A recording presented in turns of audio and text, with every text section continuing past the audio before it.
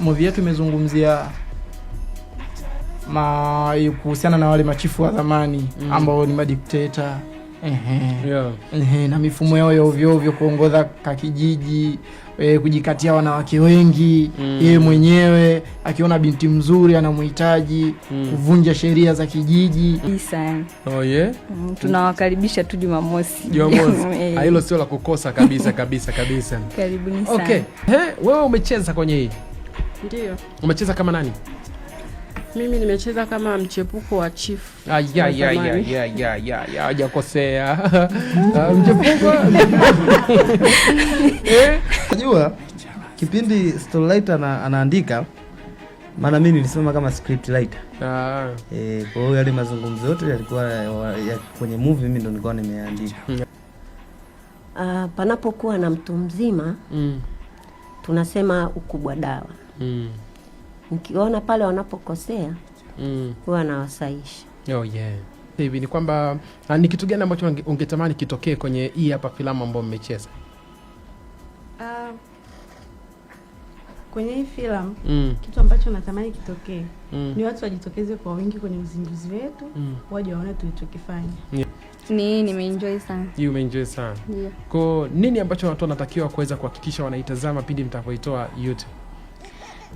Kwanza niwahakikishie mashabiki zetu kwamba movie yetu ni nzuri, sipendelee lakini ni nzuri kwa sababu nilikuwepo mwanzo mpaka mwisho wa kushoot. Kwa hiyo nimeona vitu vingi sana, watu wameperform vizuri. Tula mazoezi. Yes.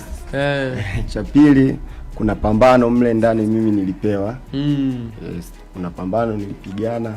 Ulipigana? Nilienjoy. Kuna jamaa nasikia hayupo. Tulipigana. Una mafunzo kupigana? Ni zoezi baada ya kupewa scene ile. Mkapiga matizi kama utakuwa unarusha ngumi hivi na mshindi tayari kashapangwa. Ni ngapi unacheza? Kiukweli mimi ni filamu yangu kama ya pili. Okay. Hongera sana. So unajua itakuwa ni maajabu kabisa ambao umeyatinga.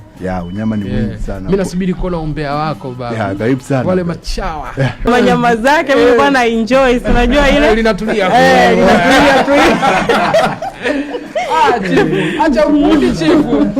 Kwa hiyo mambo yako yanaenda hivi. Mambo yalikuwa mazuri sana, na pia kwa upande mwingine nimecheza kama huyu mtabiri kwa mwongo sana, nikamaliza kwa rungu. Ulimbonda dakika za mwisho. Kafa hapo. Cha kwanza ni ustaarabu. Alafu kufanya mambo kwa kufikiria. Unajua unapotaka kufanya jambo unalipa sekunde 30 kwanza ili upate idea ziada. Kitu ambacho nimekipata mimi ambacho nimekipata ni kwamba kujua kwamba tukiwa tupo pamoja tuna uwezo wa kufanya kitu kikaeleweka na kikatambulika, tukaleta maana katika jamii. Yaani hadi sasa tiketi nyingi sana ambazo tayari zimeshatoka. Mwenyekiti, tukio litaanza saa ngapi? Tukio letu litaanza saa 12 jioni.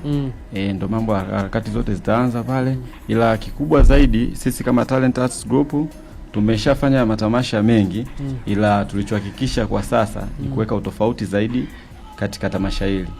Na kuna kitu kikubwa ambacho ni kama surprise.